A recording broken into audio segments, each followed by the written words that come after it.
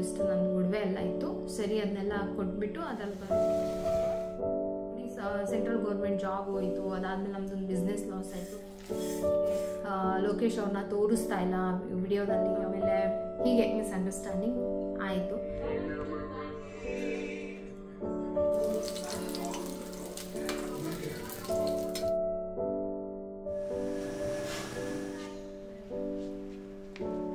Hi ಎಲ್ಲರಿಗೂ ನಮಸ್ಕಾರ. Welcome to Pavithra's beauty vlog. ನಾನು ನಿಮ್ಮ ಪ್ರೀತಿಯ ಪವಿತ್ರ. ಎಲ್ಲ ಮಕ್ಕಳಿಗೂ ಸ್ಕೂಲ್ ಆಲ್ರೆಡಿ ಸ್ಟಾರ್ಟ್ ಆಗಿದೆ. ಪ್ರಗತಿಗೆ ಸ್ವಲ್ಪ ಲೇಟ್. ಆರ್ಮಿ ಸ್ಕೂಲಲ್ಲಿ ರಜಾ ಕೊಡೋದು ಲೇಟು, ಸ್ಕೂಲ್ ಸ್ಟಾರ್ಟ್ ಆಗೋದು ಲೇಟು. ಸೊ ಇವಾಗ ನನ್ನ ಮಗಳಿಗೆ ಇವತ್ತಿಂದ ಸ್ಕೂಲ್ ಓಪನ್. ಅದಕ್ಕೆ ಇವತ್ತು ಫಸ್ಟ್ ಟೈಮ್ ನಾನು ಬ್ರೇಕ್ಫಾಸ್ಟ್ ಮಾಡೋದು, ಬೇಗ ಎದ್ದೇಳೋದು ಇದಾಗ್ಬಿಟ್ಟಿದೆ. 2 ಮಂತ್ಸ್ ಆಯಿತು. ನಮಗೂ ಕೂಡ ರಜಾ ಎಲ್ಲ ಸಿಕ್ಕಿತ್ತಲ್ವ, ಸೊ ಆರಾಮಾಗಿ ರೆಸ್ಟ್ ಮಾಡ್ಕೊಂಡಿದ್ವಿ. ನಮ್ಮ ಇದರಲ್ಲಂತೂ ಇನ್ನೂ ಜಾಸ್ತಿನೇ ಅಂತ ಹೇಳ್ಬೋದು. ಯಾಕೆ ಅಂತ ಅಂದರೆ ಬೇಗ ಸ್ಕೂಲಿಗೆ ಹೋಗ್ಬೇಕಲ್ವ, ಅದಕ್ಕೆ ಇವತ್ತು ಏನು ಮಾಡಬೇಕಂತ ಗೊತ್ತಾಗಲಿಲ್ಲ. ಹಿಂದಿನ ದಿನ ಅಮ್ಮ ಮನೆಯಿಂದ ಬಂದಿದ್ನಲ್ಲ, ಸರಿ ಅಂತ ಹೇಳ್ಬಿಟ್ಟು ಏನೂ ಪ್ರಿಪೇರ್ ಇದ್ದಿದ್ದಿಲ್ಲ. ಚಿತ್ರಾನ್ನ ಮಾಡಿದ್ದೆ, ಮಾವಿನಕಾಯಿ ಇತ್ತು, ಮತ್ತು ಹಲಸಿನ ಬೀಜ ಬೇಯಿಸ್ಕೊಟ್ಟಿದ್ದೆ.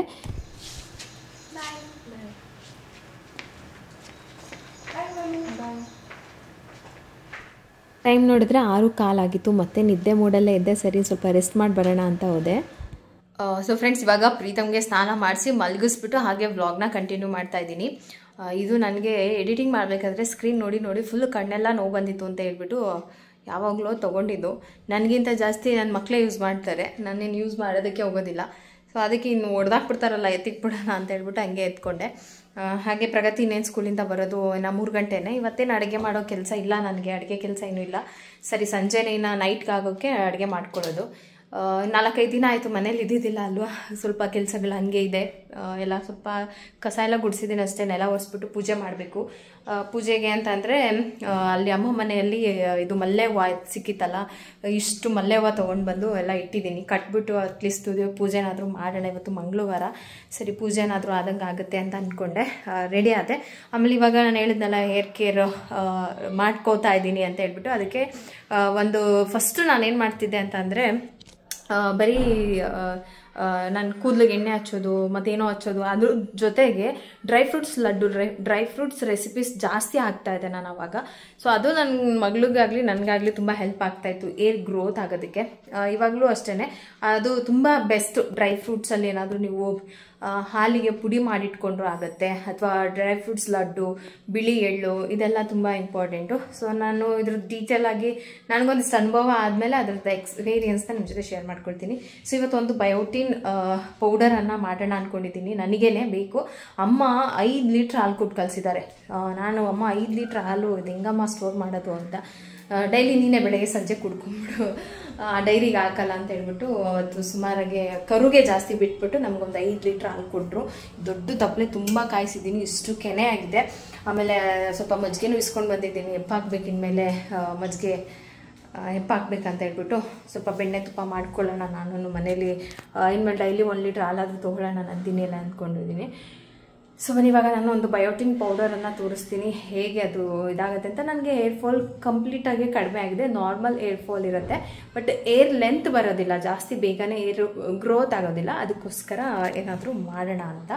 ನಮ್ಮ ಕೂದಲಿನ ಬೆಳವಣಿಗೆಗೆ ಸಿಕ್ಕಾಪಟ್ಟೆ ಬೇಕಾಗಿರೋದು ಪ್ರೋಟೀನ್, ಐರನ್, ಹಾಗೆ ಈ ಬಯೋಟಿನ್ ಅನ್ನೋದು ಕೂಡ ಜಾಸ್ತಿ. ಈ ಡ್ರೈ ಫ್ರೂಟ್ಸಲ್ಲೆಲ್ಲ ಇದು ಜಾಸ್ತಿ ಇರುತ್ತೆ. ಅದಕ್ಕೋಸ್ಕರ ನಾನು ಕಡಲೆ ಬೀಜ, ಅಗಸೆ ಬೀಜ, ಬಾದಾಮಿ, ಗೋಡಂಬಿ, ಹಾಗೆ ಸೂರ್ಯಕಾಂತಿ ಬೀಜ ಮತ್ತು ಕುಂಬಳಕಾಯಿ ಬೀಜನೂ ತೊಗೊಂಡಿದ್ದೀನಿ. ಮೇನ್ ವಾಲ್ನಟ್ ತೊಗೊಳ್ಳಿ, ಜಾಸ್ತಿ ತೊಗೊಂಡ್ರೂ ಆಗುತ್ತೆ. ಬಿಳಿ ಎಳ್ಳಾದರೂ ಓಕೆ, ನಾನು ಕಪ್ಪು ಎಳ್ಳನ್ನೇ ತೊಗೊಂಡಿದ್ದೀನಿ. ಎಳ್ಳು ತುಂಬಾ ಒಳ್ಳೆಯದು ನಮ್ಮ ಕೂದಲಿಗೆ, ಐರನ್ ಅಂಶ ಜಾಸ್ತಿ ಮಾಡೋದಕ್ಕೆ. ಸೊ ಇದನ್ನು 1 ಸ್ಪೂನಷ್ಟು ಡೈಲಿ ಹಾಲಲ್ಲಿ ತೊಗೊಂಡ್ರೆ ಟೇಸ್ಟ್ ಕೂಡ ಇರುತ್ತೆ, ತಿನ್ನೋದಕ್ಕೊಂಥರ ಡಿಫ್ರೆಂಟ್ ಆಗಿರುತ್ತೆ. ಬೇರೆ ಬೇರೆ ರೀತಿಯಲ್ಲಿ ಕೂಡ ಇದನ್ನು ತೊಗೋಬೋದು. ಹಾಗೆ ಇವತ್ತಿನ ವಿಡಿಯೋದಲ್ಲಿ ನಾನು ಒಂದು ತುಂಬ ಪಾಪ್ಯುಲರ್ ಆಗಿರುವಂತಹ ಒಂದು ಸ್ಟ್ರೋಲರ್ದು ರಿವ್ಯೂವನ್ನು ಕೊಡ್ತಾ ಇದ್ದೀನಿ. ಆಲ್ರೆಡಿ ನಾನು ಲವ್ ಲ್ಯಾಪಲ್ಲಿ ಒಂದು ಸ್ಟ್ರೋಲರನ್ನು ಯೂಸ್ ಮಾಡಿದ್ದೀನಿ, ಬಟ್ ಅದಕ್ಕಿಂತ ಇದು ಬೆಸ್ಟ್. ಹಾಗೆ ಇನ್ನೂ ಫೀಚರ್ಸ್ ತುಂಬ ಚೆನ್ನಾಗಿದೆ ಅಂತ ಅನ್ನಿಸ್ತು. ಆ್ಯಂಡ್ ಈ ಪ್ರೈಸಿಗೆ ಇಷ್ಟೊಂದು ಫೀಚರ್ಸ್ ನಂಗೆ ತುಂಬ ಖುಷಿ ಆಯಿತು. ಹಾಗೆ ಈ ಒಂದು ಸ್ಟ್ರೋಲರ್ ನಿಮಗೆ ಒಂದು 3 ಕಲರ್ಸಲ್ಲಿ ಅವೈಲಬಲ್ ಇದೆ. ನಿಮ್ಮ ಮಕ್ಕಳ ಇಂಟ್ರೆಸ್ಟ್ ಮೇಲೆ ನೀವು ಕಲರ್ಸನ್ನು ಚೂಸ್ ಮಾಡ್ಕೊಳ್ಬಹುದು. ಇದು ಲವ್ ಲ್ಯಾಪ್ ಅವರ ಆಲ್ಫಾ ಸ್ಟ್ರೋಲರ್. ಇದರ ಬಗ್ಗೆ ರಿವ್ಯೂ ಕೊಡ್ತಾ ಇದ್ದೀನಿ. ನಾವು ಒಂದು ಸ್ಟ್ರೋಲರ್ ತೊಗೊಳ್ತೀವಿ ಅಂತಂದರೆ ಫಸ್ಟ್ ನೋಡ್ತೀವಿ ಎಷ್ಟು ಅದು ಸ್ಪೇಷಿಯಸ್ ಆಗಿ ಕಂಫರ್ಟಬಲ್ ಆಗಿದೆ ಅಂತ ಹೇಳ್ಬಿಟ್ಟು. ಬಟ್ ಆ ವಿಚಾರದಲ್ಲಿ ಇದು ತುಂಬಾ ಕಂಫರ್ಟಬಲ್ ಹಾಗೆ ಸ್ಪೇಷಿಯಸ್ ಆಗಿದೆ. ಮಕ್ಳಿಗೆ ಹೊರಗಡೆ ಕರ್ಕೊಂಡೋದಾಗ ಕೆಲವೊಂದಿಷ್ಟು ಥಿಂಗ್ಸನ್ನು ನಾವು ಕ್ಯಾರಿ ಮಾಡ್ತೀವಿ, ಅಥವಾ ಔಟ್ಸೈಡ್ ಹೋದಾಗಲೂ ಕೂಡ ಅಷ್ಟೇ ಅವ್ರಿಗೆ ಆಟ ಸಾಮಾನು ಇರ್ಬೋದು, ವಾಟರ್ ಬಾಟಲ್ ಇರ್ಬೋದು, ಸ್ನ್ಯಾಕ್ಸ್ ಬಾಟಲ್ ಅದನ್ನು ಇಡೋದಕ್ಕೆ ಅಂತಲೇ ಒಂದು ಜಾಗ ಇದೆ. ಹಾಗೆ ಇದರೊಳಗೆ 3 ಪೊಸಿಷನ್ ರಿಕ್ಲೈನರ್ ಇದೆ. ಅಂತಂದರೆ ಮಕ್ಕಳಿಗೆ ಒಂದೇ ಪೊಸಿಷನಲ್ಲಿದ್ದರೆ ಆಗಲ್ಲ, ಮಕ್ಕಳು ಸ್ಲೀಪಿಂಗ್ ಪೊಸಿಷನಲ್ಲಿ ಇರ್ತಾರೆ, ಸಿಟ್ಟಿಂಗ್ ಪೊಸಿಷನಲ್ಲಿ ಇರ್ತಾರೆ, ರಿಲ್ಯಾಕ್ಸಿಂಗ್ ಪೊಸಿಷನಲ್ಲಿ ಇರ್ತಾರೆ. ಮಕ್ಕಳ ಕಂಫರ್ಟಬಲ್ಗೆ ಅವರ ಒಂದು ಸಿಚುವೇಶನ್ಗೆ ನಾವು ಚೇಂಜ್ ಮಾಡ್ಕೊಳ್ಬೋದು. ಹಾಗೆ ಇದರಲ್ಲಿ ಫ್ರಂಟ್ ವೀಲ್ ಮತ್ತು ಬ್ಯಾಕ್ ವೀಲ್ ಬ್ರೇಕನ್ನು ಕೊಟ್ಟಿರ್ತಾರೆ. ಔಟ್ಸೈಡ್ ನಾವು ಹೋದಾಗ ಏನಾದರೂ ಮಿಸ್ ಆಗಿ ಸ್ಟ್ರೋಲರ್ ಮೂವ್ ಆಗೋ ಚಾನ್ಸಸ್ ಇರುತ್ತಲ್ಲ, ಹಾಗಾಗಿ ಅದರ ಒಂದು ಸೇಫ್ಟಿಗೆ ಅಂತ ಹೇಳ್ಬಿಟ್ಟು ಬ್ರೇಕ್ ಕೊಟ್ಟಿರ್ತಾರೆ. ಬ್ರೇಕ್ ಮಾತ್ರ ತುಂಬ ಚೆನ್ನಾಗಿ ಕೆಲಸ ಮಾಡುತ್ತೆ ಅಂತ ಹೇಳ್ಬೋದು. ಔಟ್ಸೈಡ್ ಹೋದಾಗ ಮಕ್ಕಳಲ್ಲಿ ನಾನು ತೊಗೊಂಡಿದ್ದ ಸ್ಟ್ರೋಲರ್ ಬಂದುಬಿಟ್ಟು 2 ವ್ಯೂ ಇರಲಿಲ್ಲ, ಬಟ್ ಇದರೊಳಗೆ 2 ವ್ಯೂಸ್ ಇದೆ. ಈ ಮಕ್ಕಳು ಹೊರಗಡೆ ಕರ್ಕೊಂಡು ಹೋಗ್ತೀವಿ, ಮಕ್ಕಳಿಗೆ ಅಮ್ಮ ಅಂದು ಅಲ್ಲ ಅಪ್ಪನ ಫೇಸ್ ನೋಡ್ಬೇಕು ಅನ್ಸುತ್ತೆ, ಅಥವಾ ನಾನು ಎಲ್ಲೋ ಸಿಂಗಲ್ ಆಗಿ ಹೋಗ್ತಾ ಇದ್ದೀನಿ ಅನ್ನೋ ಫೀಲ್ ಇರಬಾರ್ದು ಅಂತ ಹೇಳ್ಬಿಟ್ಟು ರಿವರ್ಸಬಲ್ ಹ್ಯಾಂಡಲ್ ಬಾರ್ ಇದೆ. ಇದರಿಂದ ನಾವು ಮಕ್ಕಳಿಗೆ ಕಂಫರ್ಟಬಲ್ ಕೊಡೋದಕ್ಕೆ ನಾವು ಇದ್ದೀವಿ ಅನ್ನೋ ಥರ ನಾವು ಫ್ರಂಟ್ ವ್ಯೂ ಅಲ್ಲಿ ಕೂಡ ಅವ್ರಿಗೆ ಅಂದರೆ ನೋಡ್ಬೋದು ಸ್ಟ್ರೋಲರಲ್ಲಿ. ಹಾಗೆ ನನ್ನ ಹಳೆಯ ಸ್ಟ್ರೋಲರ್ಗೂ ಇದಕ್ಕೂ ಏನು ಡಿಫ್ರೆನ್ಸ್ ಅಂತಂದರೆ ಅದು ತುಂಬಾ ಸರ್ಫೇಸ್ ಮೇಲೆ ಅಷ್ಟು ಕಂಫರ್ಟಬಲ್ ಆಗಿ ಸ್ಮೂತಾಗಿ ಹೋಗ್ತಾ ಇರಲಿಲ್ಲ.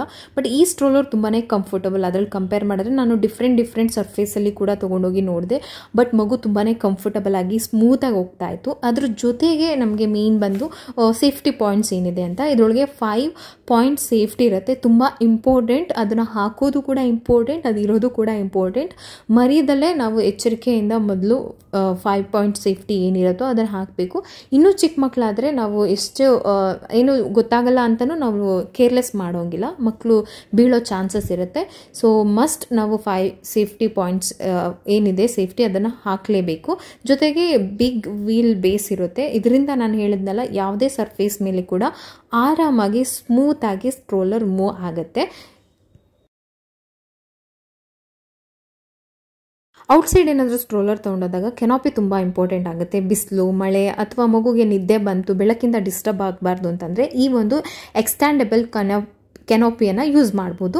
ಅದ್ರ ಜೊತೆಗೆ ಒಂದು ವಿಂಡೋ ಕೂಡ ಕೊಟ್ಟಿರ್ತಾರೆ, ಅದರಿಂದ ಮಗು ಏನು ಮಾಡ್ತಾ ಇದೆ ಅಂತ ನಾವು ನೋಡ್ಕೊಳ್ಬೋದು. ಹಾಗೆ ಮೇನ್ 1 ಟಚ್ 1 ಫೋಲ್ಡ್ ಆಪ್ಷನ್ ಇರುತ್ತೆ, 1 ಹ್ಯಾಂಡ್ ಫೋಲ್ಡ್. ತುಂಬ ಲೈಟ್ ವೆಯ್ಟ್ ಆಗಿರುತ್ತೆ, ಕ್ಯಾರಿ ಮಾಡೋದು ಕೂಡ ತುಂಬ ಈಸಿ. ಪ್ರಾಡಕ್ಟ್ ಲಿಂಕ್ ಡಿಸ್ಕ್ರಿಪ್ಷನಲ್ಲಿರುತ್ತೆ, ಇಂಟ್ರೆಸ್ಟೆಡ್ ಚೆಕ್ ಮಾಡಿ.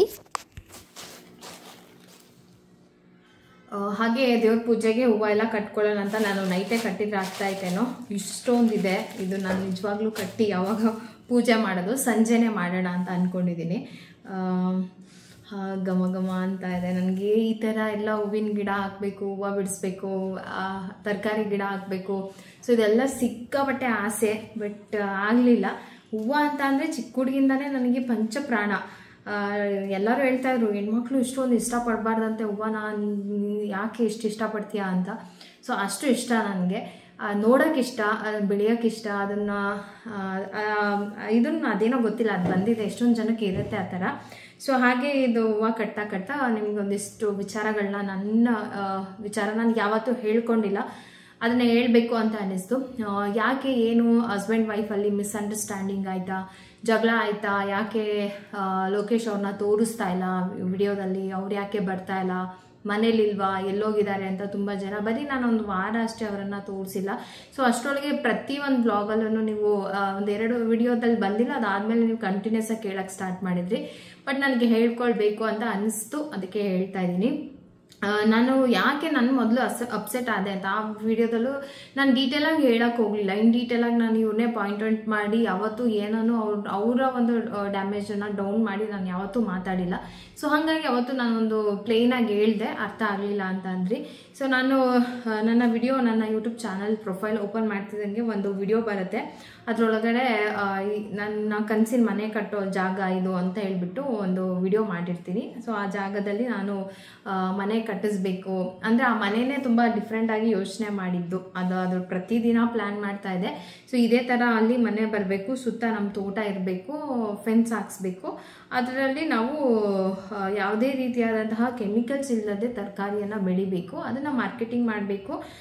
ಈ ಥರ ಏನೇನೋ ತುಂಬ ಆಸೆ ಇಟ್ಕೊಂಡಿದ್ವಿ. ಯಾಕೆ ಅಂತಂದರೆ ನಾವು ಸೂಪರ್ ಮಾರ್ಕೆಟ್ ಮಾರ್ಕೆಟ್ ಅಂತ ಬಂದಮೇಲೆ ನಮಗೆ ಗೊತ್ತಾಗಿದ್ದು ಹೊರಗಡೆ ಎಷ್ಟು ಕೆಮಿಕಲ್ ತಿಂತಾ ಇದೀವಿ ನಾವು ಅಂತ ಹೇಳ್ಬಿಟ್ಟು. ಸರಿ, ಅದೊಂದು ತುಂಬ ಆಸೆ ಬಂತು. ಅದಕ್ಕೆ ಪುಷ್ಟಿ ಅಂತೆ ನನ್ನ ಹಸ್ಬೆಂಡು ನನಗೆ ಫುಲ್ ಸಪೋರ್ಟ್ ಮಾಡೋಕ್ಕೆ ಸ್ಟಾರ್ಟ್ ಮಾಡಿದ್ರು. ಸರಿ, ಹಿಂಗೆ ಮಾಡೋಣ ಹಂಗೆ ಮಾಡೋಣ. ಅದಕ್ಕೆ ಪ್ರತಿದಿನ ಪ್ಲ್ಯಾನ್ ಮಾಡ್ತಾ ಇದ್ವಿ. ಪ್ರತಿದಿನ ಮನೆ ಹಿಂಗೆ ಬರಬೇಕು, ಅದು ಕಂಪ್ಲೀಟ್ಲಿ ಹಳ್ಳಿ ಸ್ಟೈಲಲ್ಲೇ ಮನೆ ಇರಬೇಕು, ನಮ್ಮ ಹಳೆ ಕಾಲದವ್ರು ಹೇಗಿದ್ರು ಹಾಗಿರಬೇಕು. ಇವನ್ ನಾನು ಎತ್ತಿನ ಗಾಡಿ ಮಾಡಿಸೋದ್ರಿಂದನೂ ಮಾತಾಡಿದ್ವಿ. ಸೊ ಎತ್ತಿನ ಗಾಡಿ ಎಲ್ಲೂ ಸಿಗಲ್ಲ ಇವಾಗ, ಅದು ಒಂದು ನಾವು ಮಾಡಿಸ್ಬೇಕು. ಆಮೇಲೆ ನಾವು ಪ್ಯೂರ್ ಹಸುಗಳನ್ನ ಸಾಕಬೇಕು. ಆಮೇಲೆ ನಮ್ಗೆ ಏಜ್ ಆದ ಕಾಲಕ್ಕೆ ನಮ್ಮ ವಯಸ್ಸಾದ ನನ್ನ ಮಕ್ಕಳು ಎಜುಕೇಷನ್ ಮುಗೀತಿದ್ದಂಗೆ ನಾವು ಅಲ್ಲಿ ಇದ್ದು ಬಿಡಬೇಕು, ಜೀವನ ಮಾಡಬೇಕು ಅನ್ನೋ ಮಟ್ಟಿಗೂ ನಾನು ಯೋಚನೆ ಮಾಡಿದ್ದೆ. ಸೊ ಆ ಮನೆಯದು ಪ್ರತಿದಿನ ಪ್ಲ್ಯಾನ್ ಹಾಕೋದು, ಹಾಗೆ ಮಾಡೋದು ಹೀಗೆ ಮಾಡೋದು ಅಂತ ಹೇಳಿ ಒಂದು ಯಾಕೆ ವೆಯ್ಟ್ ಮಾಡ್ತಿದ್ವಿ ಅಂತ ಅಂದರೆ, ಯಾರೇ ಆಗಲಿ ಯಾವುದೇ ಆಗಲಿ ಒಂದು ಕನ್ಫರ್ಮೇಷನ್ ನಮ್ಮ ಹೆಸ್ರಿಗೆ ಆದಮೇಲೆ ಮಾಡಿದ್ರೆ ನಾವು ಅಲ್ಲಿ ಬಂಡವಾಳ ಹಾಕೋದಕ್ಕೂ ಸರಿ, ಬೇಡ ಮುಂಚೆನೆ ಅಂತ ಹೇಳಿ ನಾವು ಇಲ್ಲಿವರೆಗೂ ವೆಯ್ಟ್ ಮಾಡಿದ್ರು. ಆ ದಿನ ಕೂಡ ಹತ್ರ ಬಂತು. ಅದಾದಮೇಲೆ ನಿಜವಾಗ್ಲೂ ನಾನು ಒಂದೊಂದು ಮನೆ ಇಷ್ಟು ದೂರದಲ್ಲೇ ಮನೆ ಬರಬೇಕು, ನಮ್ಮದು ಏನು ಫೆನ್ಸ್ ಹಿಂಗೆ ಇರಬೇಕು, ಆ ಮನೆ ಮುಂದೆ ಒಂದು ಬಿದಿರಲ್ಲಿ ಗೇಟ್ ಥರ ಮಾಡಿಸ್ಬೇಕು, ಅದ್ರೊಳಗೆ ನನ್ನ ಮಕ್ಕಳು ಆಟ ಆಡೋದು. ಯಾಕೆ ಅಂತಂದರೆ ನನ್ನ ಮಕ್ಕಳನ್ನ ಅಮ್ಮ ಮನೆಗೆ ಬಿಟ್ಟರೆ ಎಲ್ಲೂ ಕರ್ಕೊಂಡು ಹೋಗಲ್ಲ. ಅದಲ್ಲದೆ ಅವರಿಗೆ ಒಂದು ಊರು ಬೇಕು, ಒಂದು ಹಳ್ಳಿ ಜೀವನ ನೋಡಬೇಕು, ಅವರು ಆ ವಾತಾವರಣದ ಎಕ್ಸ್ಪೀರಿಯೆನ್ಸ್ ಮಾಡಬೇಕು. ನಾವು ಹಂಗೆ ಆಯಿತು, ನಮ್ಮ ಚೈಲ್ಡ್ಹುಡ್ಡು ನಾವು ನಮ್ಮ ಅಪ್ಪ ಮನೆಗೆಲ್ಲ ಹೋಗೋಕೆ ಆಗ್ತಾ ಇರಲಿಲ್ಲ, ಅವರೇನೋ ಕರಿತಿರ್ಲಿಲ್ಲ, ಮಾಡ್ತಾ ಇರಲಿಲ್ಲ, ಹಿಂಗೆ ಇತ್ತು. ನನ್ನ ಮಕ್ಳಿಗೆ ಹಂಗೆ ಆಗಬಾರ್ದು, ಆ ಒಂದು ಹಳ್ಳಿ ವಾತಾವರಣದಲ್ಲಿ ಅವ್ರು ಬೆಳಿಬೇಕಂತ ನಂಗೆ ತುಂಬ ಆಸೆ ಇತ್ತು. ಅಟ್ಲೀಸ್ಟ್ ರಜೆಗಳಲ್ಲಾದರೂ ಹೋಗಿ ಬರಬೇಕಂತ. ಆಮೇಲೆ ನಮಗೆ ಫ್ಯೂಚರ್ಗೆ ಅದು ಸಪೋರ್ಟ್ ಆಗುತ್ತೆ. ಅಲ್ಲಿ ನಾವು ಒಂದಿಷ್ಟು ಸರ್ವೆ ಮರಗಳನ್ನು ಅಥವಾ ಟೀ ಕುಡ್ ಅಂತಾರಲ್ಲ, ಆ ಮರಗಳನ್ನ ಹಾಕಿಸ್ಬೇಕು ಸುತ್ತ. ಅದು ನಮಗೆ ಫ್ಯೂಚರಲ್ಲಿ, ನಮ್ಗೆ ಇವಾಗ ನೋಡಿ ಸೆಂಟ್ರಲ್ ಗೌರ್ಮೆಂಟ್ ಜಾಬ್ ಹೋಯಿತು, ಅದಾದಮೇಲೆ ನಮ್ದೊಂದು ಬಿಸ್ನೆಸ್ ಲಾಸ್ ಆಯಿತು. ಫ್ಯೂಚರ್ ಅಂತ ಯೋಚನೆ ಮಾಡಿದಾಗ ನಂಗೆ ಅದು ಬೆಟರ್ ಅಂತ ಅನ್ನಿಸ್ತು. ಸರಿ ಆಯಿತು, ಹಾಗೆಲ್ಲ ಪ್ಲ್ಯಾನ್ ಮಾಡಿದ್ವಿ. ಅದಾದಮೇಲೆ ಪ್ರತಿದಿನ ಒಂದೊಂದು ಪ್ಲ್ಯಾನ್ ಬರ್ತಾ ಇತ್ತು ನನ್ನ ತಲೆಯಲ್ಲಿ. ಈಗ ಫೆನ್ಸ್ ಹಾಕ್ಸ್ತೀವಿ, ಫೆನ್ಸ್ ಖಾಲಿ ಬಿಡೋದು ಬೇಡ, ಚೆನ್ನಾಗಿರಲ್ಲ. ಸುತ್ತ ಈ ಪೇಪರ್ ಹೂವು ಅಂತ ನೀವು ನೋಡಿರ್ತೀರ, ಬೋಗನ್ವಿಲ್ಲಾ ಅಂತ, ಆ ಒಂದು ಗಿಡಗಳು ಕಲರಲ್ಲಿ ಬರುತ್ತೆ. ಸೊ ಸುತ್ತ ಫೆನ್ಸ್ ಸುತ್ತ ನಾವು ಗಿಡ ಹಾಕ್ಸ್ಬೇಕು. ಆ ಹೂವು ಬಿಟ್ಟರೆ ಸುತ್ತ ನನ್ನ ಮನೆ ಸುತ್ತ ಫುಲ್ ಕಲರ್ಫುಲ್ ಹೂವು ಇರುತ್ತೆ. ಆಮೇಲೆ ಅಷ್ಟು ಹೂವು ಇದ್ದಾಗ ಹೂವು ಇರಬೇಕು, ಜೇನು ಇರಬೇಕು, ಅಲ್ಲಿ ನಮಗೆ ಏನು ಸಸ್ಯಗಳು ತುಂಬ ಚೆನ್ನಾಗಿ ಇದಾಗತ್ತೆ ಅಂತ. ಸೊ ಜೇನು ಸಾಕಣೆ ಆಗಬೇಕು. ಹೀಗೆ ಒಂದು 3 ವರ್ಷದಲ್ಲಿ ಒಂದು 30 ವರ್ಷಕ್ಕಾಗುವಷ್ಟು ಜೀವನನ ನಾನು ಆಲ್ರೆಡಿ ಅಲ್ಲೋಗಿ ಜೀವಿಸ್ಬಿಟ್ಟಿದ್ದೀನಿ ಅನ್ನೋ ಮಟ್ಟಿಗೆ ನನ್ನ ತಲೆಯಲ್ಲಿ ಹಚ್ಕೊಂಡ್ಬಿಟ್ಟಿದ್ದೆ. ಸೊ ಅದಕ್ಕೆ ನನ್ನದೇ ಇನ್ವೆಸ್ಟ್ಮೆಂಟ್ ಆಗಿರಲಿ ಅಥವಾ ಇವ್ರದ್ದಾಗಿರಲಿ ಏನೋ ಒಂದು ಮಾಡೋಣ ಆಯಿತು ಅಂತ ಹೇಳಿ ನಾವು ಒಂದು ಡೇಟ್ ಫಿಕ್ಸ್ ಮಾಡಿ ಅಲ್ಲಿ ಹೋಗಿ ನೀನು 28ನೇ ತಾರೀಕು ಅಲ್ಲಿ ನಾವು ಬ್ಯಾಂಕಿಗೆ ಹೋದೆ. ಬ್ಯಾಂಕಲ್ಲಿ ಒಂದಿಷ್ಟು ನಂದು ಒಡವೆ ಎಲ್ಲ ಇತ್ತು. ಸರಿ, ಅದನ್ನೆಲ್ಲ ಕೊಟ್ಬಿಟ್ಟು ಅದ್ರಲ್ಲಿ ಬರೋ ದುಡ್ಡನ್ನು ತೊಗೊಂಡೋಗಿ ನೀವು ಇನ್ವೆಸ್ಟ್ ಮಾಡಿ ಅಂತ ಹೇಳಿ ಬ್ಯಾಂಕಿಗೂ ಹೋಗಿ ವಿಚಾರಿಸ್ಕೊಂಡು ಬಂದು ಒಂದ್ಸರಿ ಏನೋ ಊರಿಗೆ ಹೋಗಿ ಬಂದರು ಅಷ್ಟೇ. ಅದಾದಮೇಲೆ ಸಿಲ್ಲಿ ರೀಸನ್ ಕೊಟ್ಟಿದ್ದಾರೆ. ಸಿಲ್ಲಿ ರೀಸನ್. ನೀವೆಲ್ಲರೂ ವ್ಲಾಗ್ಸ್ ನೋಡ್ತೀರಾ, ಈ ವ್ಲಾಗ್ ಅವ್ರಿಗೂ ರೀಚ್ ಆಗುತ್ತೆ, ನನಗೇನು ಚಿಂತೆ ಇಲ್ಲ. ನಾನು ಯಾವತ್ತಾದ್ರೂ ಇಷ್ಟು ವರ್ಷದಲ್ಲಿ ನಾನು ಅವ್ರ ಬಗ್ಗೆ ಕೆಟ್ಟದಾಗಿ ಮಾತಾಡಿರೋದಾಗಲಿ, ಅವರಿಂದ ನಮಗೇನೋ ಆಯಿತು ಅನ್ನೋದಾಗಲಿ, ಅವರಿಂದ ಅವರು ಅನ್ನೋ ಮ್ಯಾಟ್ರ್ ತೆಗೆದುಬಿಟ್ಟು ನಾನು ಯಾವತ್ತೂ ವ್ಲಾಗ್ ಮಾಡಿಲ್ಲ, ಅವ್ರ ವಿಚಾರ ನಾನು ಮಾತೇ ಆಡಿಲ್ಲ. ಸೊ ಒಂದು ಸಿಲ್ಲಿ ರೀಸನ್, ಅದು ನನ್ನ ಮೇಲೆ ರೀಸನ್ ಕೊಟ್ಬಿಟ್ಟು ನೀವು ಮಾಡೋ ಹಾಗಿಲ್ಲ ಅಂತ ಹೇಳಿದ್ರು ಅಂತ ನನಗೆ ಹೇಳಿದ್ರು. ಸೊ ಹೆಂಗೆ ಆಗಬೇಕು ಅಂತಂದರೆ, ಅಲ್ಲಿ ಅಷ್ಟು ದಿನ ನಾನು ಪಟ್ಟಿದ್ದ ಕನಸು ಒಂದೇ ಸರಿ ನುಚ್ಚು ಆಗೋಯ್ತಾ. ನಾನು ಯಾರಿಗೂ ಏನೂ ಮಾಡಿಲ್ಲ, ಯಾವತ್ತೂ ಹೋಗಿ ಅವ್ರ ಎದುರುಗಡೆ ನಿಂತು ಏನಾನೂ ಕೇಳಿಲ್ಲ. ನಾನು ಎದುರು ಇದು ಮಾಡಿ ನನಗೆ ಅಪೋಸಾಗಿ ಬಂದರೆ ನಾನು ಬಿಡೋದಿಲ್ಲ. ಯಾರೇ ಆಗಲಿ, ತಪ್ಪು ಅಂತಂದರೆ ನಾನು ನಿಂತ್ಕೊತೀನಿ, ಮಾತಾಡ್ತೀನಿ, ನೀವು ಮಾಡಿ ತಪ್ಪು ಅಷ್ಟೇ, ಅದನ್ನು ಹೇಳ್ತೀನಿ ನಾನು. ಅದಲ್ದಲೇ ಬೇರೆ ಏನೇ ಆದರೂ ನಾನು ಹೋಗಿ ಅವ್ರ ಹತ್ರ ಎದುರುಗಡೆ ಮಾತಾಡಲ್ಲ. ಸೊ ಇಷ್ಟೆಲ್ಲ ಆಯಿತು. ಅದಾದಮೇಲೆ ಮತ್ತೆ ನಮ್ಮಿಬ್ಬರಲ್ಲಿ ಇದೇ ವಿಚಾರಕ್ಕೆ ಹೇಗೆ, ಯಾಕೆ, ಹಂಗೆ ಯಾಕೆ ಅನ್ನೋಕ್ಕೆ ಸಾಧ್ಯ, ಹಿಂಗೆ ಯಾಕೆ ಅನ್ನೋಕ್ಕೆ ಸಾಧ್ಯ ಅಂತ ಪ್ರಶ್ನೆಗಳನ್ನ ಕೇಳೋಕ್ಕೆ ಸ್ಟಾರ್ಟ್ ಮಾಡ್ತೀನಿ. ಸೊ ಅಲ್ಲಿಂದ ನಮ್ಮಿಬ್ಬರಲ್ಲಿ ಒಂದಿಷ್ಟು ಸ್ಮಾಲ್ ಮಿಸ್ಅಂಡರ್ಸ್ಟ್ಯಾಂಡಿಂಗ್ ಬರುತ್ತೆ. ಸೊ ನನ್ನ ಹ್ಯಾಬಿಟ್ಸ್ ಹೆಂಗೆ ಅಂತಂದರೆ, ನಾನು ಯಾರಿಗೂ ಸಾರಿ ಕೇಳಲ್ಲ, ಅಂದರೆ ಅಷ್ಟು ಸುಲಭವಾಗಿ ಕೇಳಲ್ಲ. ತಪ್ಪಿಲ್ಲ ಅಂದರೆ ನಾನು ಕೇಳೋದಿಲ್ಲ, ಸಾರಿ ಎಕ್ಸ್ಪೆಕ್ಟ್ ಮಾಡ್ತೀನಿ. ತಪ್ಪು ಆಯಿತು ನನ್ನ ಮುಂದೆಗಡೆ ಇರೋದ್ರಿಂದ ಅಂದರೆ ಅವ್ನು ಸಾರಿ ಹೇಳ್ಬಿಟ್ಟು ನಾನು ಅಲ್ಲಿಗೆ ಕ್ಲಿಯರ್ ಮಾಡೋಕ್ಕೆ ಟ್ರೈ ಮಾಡ್ತೀನಿ. ಬಟ್ ಅವರು ನನ್ನ ಹತ್ರ ಸಾರಿ ಆಗಲಿ, ಆಯಿತು ಬಿಡು ಬಿಟ್ಟಾಕು, ಅದು ನಮ್ಗೆ ಆಗಿ ಬಂದಿಲ್ಲ ಅಂತ ಆಗಲಿ ಅಥವಾ ಒಂದು ಕನ್ವಿನ್ಸ್ ಮಾಡೋ ರೀತಿ ನನಗೆ ಇಷ್ಟನೇ ಆಗಿಲ್ಲ.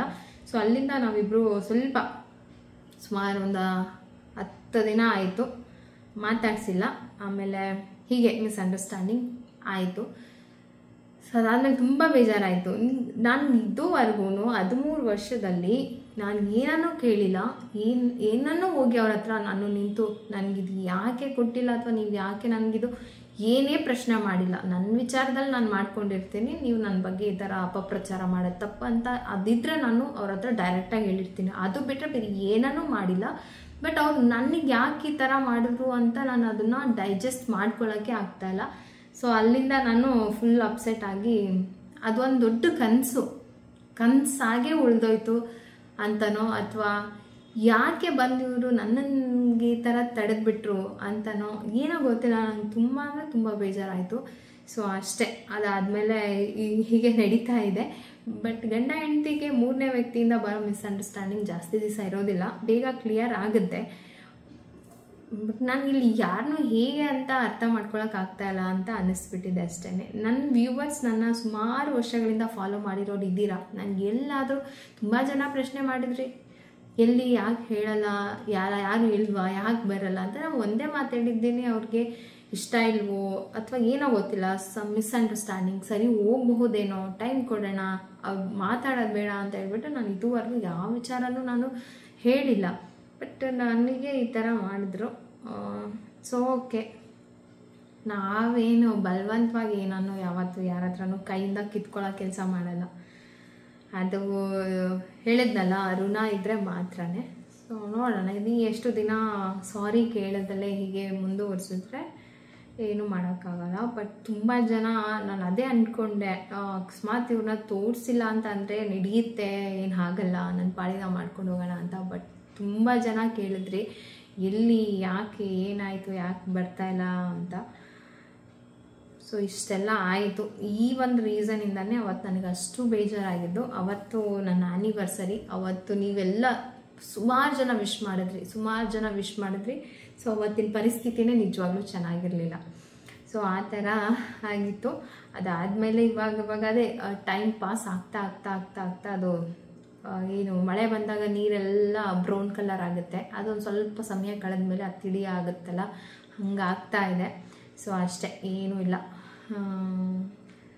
ನೋಡೋಣ, ಎಲ್ಲ ಸರಿ ಹೋಗಿ ನಾವು ವ್ಲಾಗ್ಸ್ ಒಮ್ಮೆ ಮಾಡೋಂಗಾದರೆ ಸಾಕು.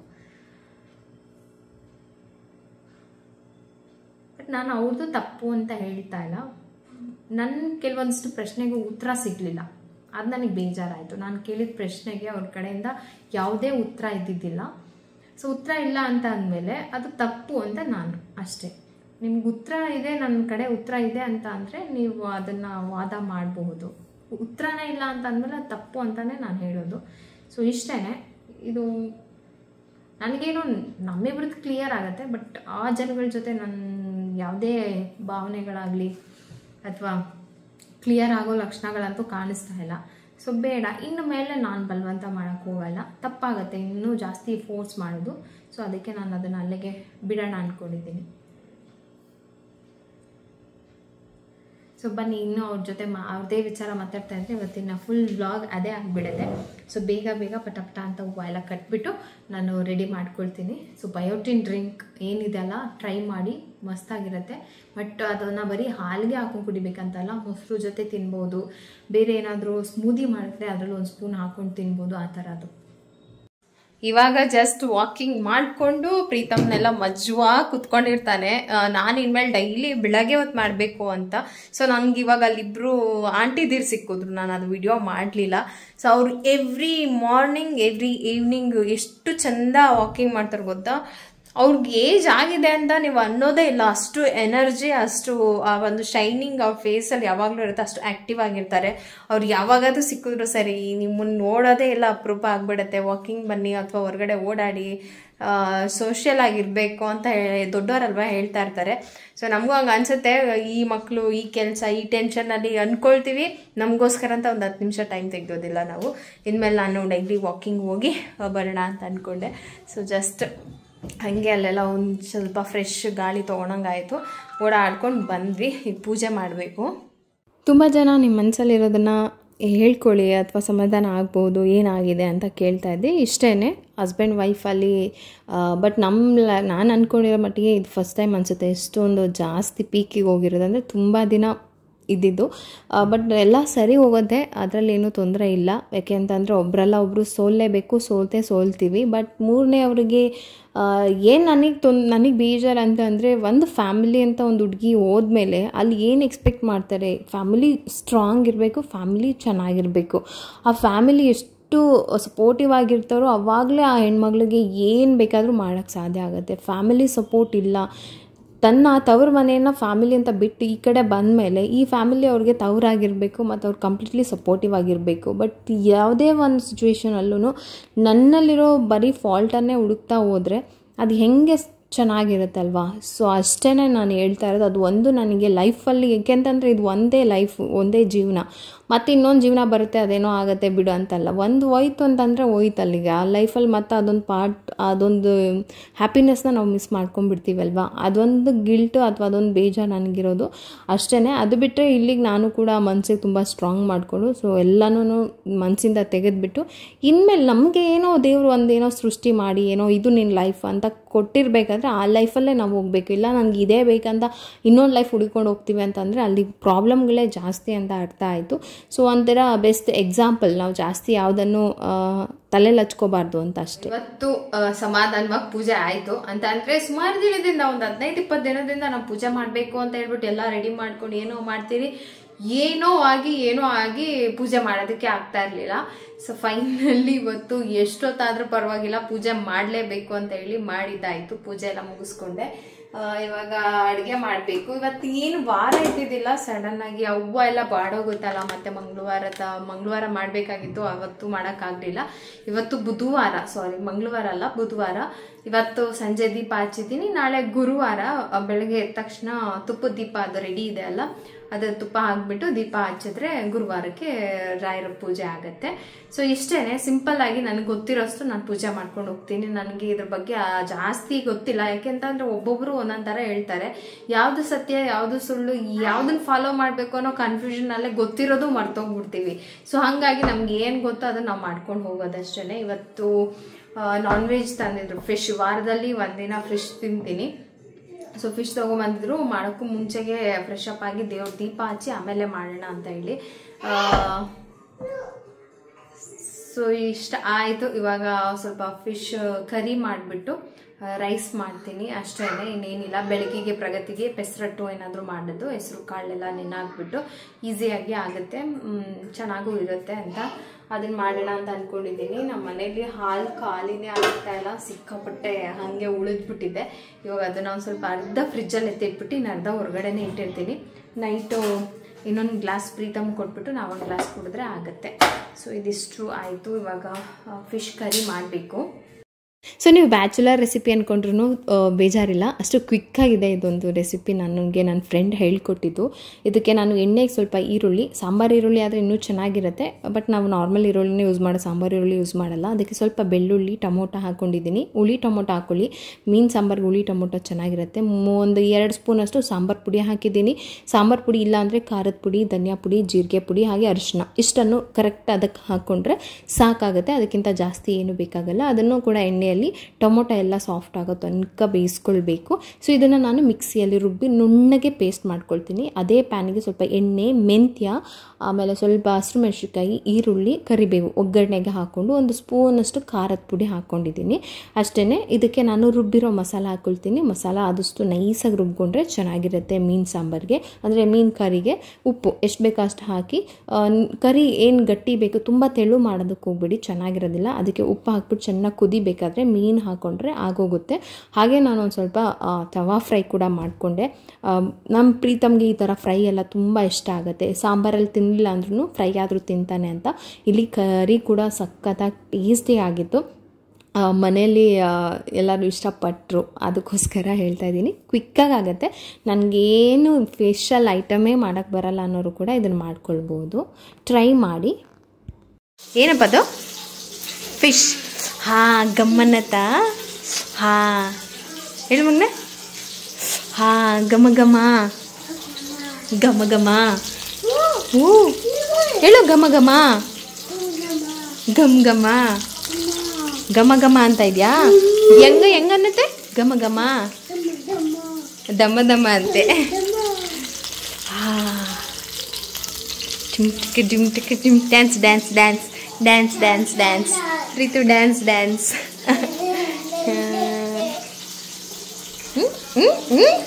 ಏ ಡ್ಯಾನ್ಸ್ ಡ್ಯಾನ್ಸ್ ಡ್ಯಾನ್ಸ್ ಡ್ಯಾನ್ಸ್ ಗಮ ಗಮ ಹೇಳು ಮಗನೆ ಗಮ ಗಮ ಓ ಓ ಓ ಅ ಅ ಅ ಅ ಇ ಇ ಇ ಇ ಹಾಂ ಹಾಂ ಸೂಪರ್ ಸೂಪರ್ ಸಾರಿ ಫಿಶ್ಶು 2 ಫಿಶ್ಶು ಜಾಸ್ತಿ ಆಯಿತು ಅನಿಸ್ತು ನಾನೇ ಕಟ್ ಮಾಡಿದೆ ಸೊ ಅದು 2 ಕರಿಗೆ ಹಾಕ್ತೆ 1 ಫುಲ್ ಹಂಗೆ ಫ್ರೈ ಮಾಡಿದೆ ಫ್ರೈ ಟೇಸ್ಟೇ ಬೇರೆ ಕರಿ ಟೇಸ್ಟೇ ಬೇರೆ ಇರುತ್ತೆ ಸೊ ಕರಿನೂ ಸಖತ್ತಾಗಿ ಬಂದಿದೆ ನನಗೆ ಫಿಶ್ ರೆಸಿಪಿ ಮಾಡೋಕ್ಕೆ ಬರಲ್ಲ ಅನ್ನೋರು 100% ಕ್ವಿಕ್ಕಾಗಿ ಈಸಿಯಾಗಿ ಇದನ್ನು ಟ್ರೈ ಮಾಡಿ ನನಗೆ ಗೊತ್ತೇ ಇಲ್ಲ ಬಿಗಿನರ್ಸ್ ನನಗೆ ಫಿಶ್ ರೆಸಿಪೀಸೇ ಗೊತ್ತಿಲ್ಲ ಯಾಕೆಂದರೆ ನಮ್ಮ ಸೈಡ್ ಅವ್ರಿಗೆ ಫಿಶ್ ರೆಸಿಪೀಸ್ ಗೊತ್ತಿರೋದಿಲ್ಲ ಹಾಗಾಗಿ ಇದು ನನಗೆ ನನ್ನ ಫ್ರೆಂಡ್ ಒಬ್ಬರು ಹೇಳ್ಕೊಟ್ಟಿದ್ದು ತುಂಬ ಹಿಂದೆ ಅದನ್ನು ಮಾಡಿದ್ದೆ ಸಖತ್ತಾಗಿದೆ ಈಗ ಊಟ ಮಾಡೋದಷ್ಟೇ ಬಾಕಿ ಸೊ ಫ್ರೆಂಡ್ಸ್ ಇವತ್ತಿನ ವ್ಲಾಗ್ನ ಇಲ್ಲೇ ಮುಗಿಸ್ತಾ ಇದ್ದೀನಿ ಬೇಗನೆ ಮಲ್ಕೋಬೇಕು ಬಟ್ ಮನೆ ಕಿಚನ್ ಎಲ್ಲ ಕ್ಲೀನ್ ಮಾಡೇ ಮಲ್ಕೋಬೇಕು ಸೊ ಅದಕ್ಕೂ ಮುಂಚೆಗೇ ಹಾಗೆ ಮಲ್ಕೊಳಕ್ಕಾಗೋದಿಲ್ಲ ಸರಿ ನಾಳೆ ಬ್ರೇಕ್ಫಾಸ್ಟಿಗೆಲ್ಲ ರೆಡಿ ಮಾಡಿ ಪಾತ್ರೆ ಎಲ್ಲ ತೊಳೆದ್ಬಿಟ್ಟು ಕಿಚನ್ ಶೆಲ್ಫೆಲ್ಲ ಕ್ಲೀನ್ ಮಾಡಿ ಮಲ್ಕೊಳ್ತಾ ಇದ್ದೀನಿ ಬೆಳಿಗ್ಗೆ ಬೇಗ ಆಯಿತು ಬ್ರೇಕ್ಫಾಸ್ಟ್ ಮಾಡಬೇಕು ಒಂದು 2 ಬಾಕ್ಸ್ ಅಮ್ಮ ಏನೋ ಹಾಕಿ ಕೊಟ್ಟಿದ್ರು ನಮ್ಮ ಮನೆಯಲ್ಲಿ ಮುಚ್ಚಳ ಮಿಕ್ಸ್ ಆಗಿಬಿಡುತ್ತೆ ಅದಕ್ಕೆ ಅದನ್ನು ಹುಡುಕಿ ಬೇಗ ಎತ್ತಿ ಸಪ್ರೇಟಾಗಿ ಇಟ್ಟಿರ್ತೀನಿ ಅಮ್ಮ ಮನೆಗೆ ಹೋದ ವಾಪಸ್ ಕೊಡೋದಕ್ಕಾಗತ್ತೆ ಅಂತ ಸೊ ಇನ್ನೂ ಮಲಗಿಲ್ಲ ಟೈಮ್ ಕೂಡ ಆಯಿತು ಸೊ ಫ್ರೆಂಡ್ಸ್ ಇವತ್ತಿನ ವ್ಲಾಗ್ನ ಕೂಡ ಎಲ್ಲ ಮುಗಿಸ್ತಾ ಇದ್ದೀನಿ ವ್ಲಾಗ್ ಇಷ್ಟ ಆಗಿದೆ ಅನ್ಕೋತೀನಿ ಇಷ್ಟ ಆಗಿದ್ದರೆ ಲೈಕ್ ಶೇರ್ ಕಮೆಂಟ್ ಸೊ ಸಿಗ್ತೀನಿ ನೆಕ್ಸ್ಟ್ ವ್ಲಾಗಲ್ಲಿ ಚಿಕ್ಕನ್